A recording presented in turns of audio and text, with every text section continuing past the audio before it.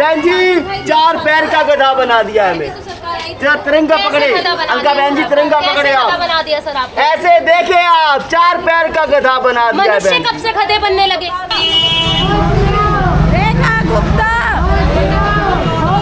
Madam एक सवाल करें, ये आपने गधे का मास्क क्यों ले रखा है अपने हाथों में? भैया वोट देके गधे बन गए भैया हम। अच्छा, थोड़ा विस्तार में बताएंगे इस बारे में, कैसे किस तरीके से? हमने तो इसीलिए वोट दी थी भैया, मखा हमारे लिए अच्छा करेगी रेखा गुप्ता। हमें क्या पता था कि वो रेखा हमने बिल्कुल ही रोड पे ला देगी। गधे बन गए हम, उनको वोट देके बताओ।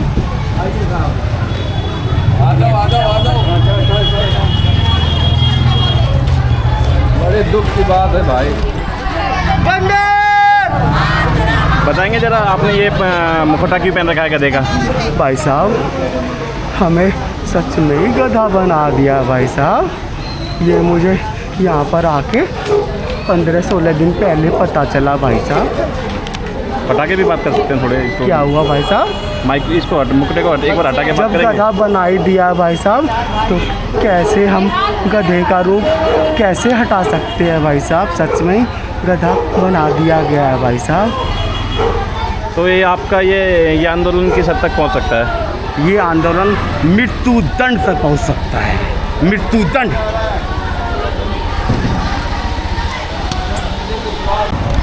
ये आप मेरे पीछे देख सकते हैं कि ये पूरी जो शालीमार बाग एरिया है, यहाँ पे पूरे लोगों ने गधे का मुखौटा पहनकर एक प्रोटेस्ट निकाली है, एक रैली निकाली है। आइए जानते हैं इनसे कि आखिर इसमें इसका कारण क्या है। हाँ जी भाई साहब, एक बार बता पाएंगे कि आपने ये मुखौटा पहनकर क्यों चलने का निश्चय लिया? सर हम लोग गधे बन गए हैं, हम लोग गधे बन गए गधे। हमने सरकार बनाई, हमने माननीय विधायिका को जिताया और उन्होंने बहुत कुछ विकास का वादा किया। विकास के नाम पे आप विनाश नहीं कर सकती, आप राइट ऑफ वे के नाम पे हमारे मकानों को नहीं तोड़ सकती। दूसरा, उधर कोई रोड की ज़रूरत नहीं है, इससे चौड़ी रोड, जिसको आपको राइट टू वे नहीं दिख रहा, वो रोड जो डबल रोड है वो राइट टू वे दिख रहा है। ये अन्याय है और इस अन्याय के खिलाफ वो हमें गधा समझती हैं, इसलिए हम गधे बन गए, क्योंकि हम जनता हैं, बने ही गधे के बनने के लिए हैं। ये बात है और कोई बात नहीं है। तो हम देख रहे हैं कि आप पिछले कई समय से कई महीनों से आप प्रोटेस्ट कर रहे हैं। क्या आपकी कोई बातचीत किसी बड़े अधिकारियों से नहीं हो पाई? सरकार कान में तेल डाले बैठी है, बहरी गूंगी सरकार है ये। इनको अपने महत्वाकांक्षाओं से लेना देना है, इनको गरीबों को भगाना है, पूंजीपतियों को बसाना है, दिल्ली में कॉरपोरेट कंपनियों का राज करना है। इनको गरीब आदमी अब चाहिए नहीं, क्योंकि अब पोछा मारने वाली मशीन आ गई, झाड़ू बनाने वाली मशीन आ गई, सब कुछ ऑटोमेटिक हो गया। अब हमारी ज़रूरत नहीं है, इसलिए हमें मार के भगाया जा रहा है। हम गधे हैं, इसलिए हम गधे हैं। हम छोटे छोटे बच्चे लेके कहाँ जाएंगे, किसके दरवाजे पे जाएंगे, ये बताए गवर्नमेंट। गवर्नमेंट को तो जवाब देना पड़ेगा, या तो गवर्नमेंट रहेगी या हम रहेंगे। अरे भैया, अगर मारना है तो एक जहर दे तो मर जाएं हम लोग। ये तिल के क्यों मार रहे हो? हमारा अपराध क्या है ये तो बताएगी गवर्नमेंट, या हमारा घर उजाड़ देगी। इस आंदोलन से आपको स्थानीय लोगों से कितना समर्थन मिल रहा है? सब समर्थन ही समर्थन है, यहाँ से पूरा गांव डरा पड़ा है। कभी इधर से तोड़ दूंगी, कभी उधर से तोड़ दूंगी। अरे भाई, तू तोड़ने वाली राक्षसनी हो गए हो क्या तुम लोग? राक्षस हो लोग, जो हमारे गरीबों के बच्चे नहीं दिखाई दे रहे तुमको। तुम कहाँ से आए हो यार? क्यों तोड़ रहे हो हम गरीबों को? हमारा अपराध क्या है ये बताए गवर्नमेंट। गवर्नमेंट मनमानी नहीं कर सकती। We are people of this India. हम भारत के लोग, भारत को एक प्रभुत्व संपन्न, समाजवाद, पंथ निरपेक्ष, लोकतांत्रिक गणराज्य बनाते हैं। तो ये तो हमारे मौलिक अधिकारों का हनन कैसे कर सकती है गवर्नमेंट?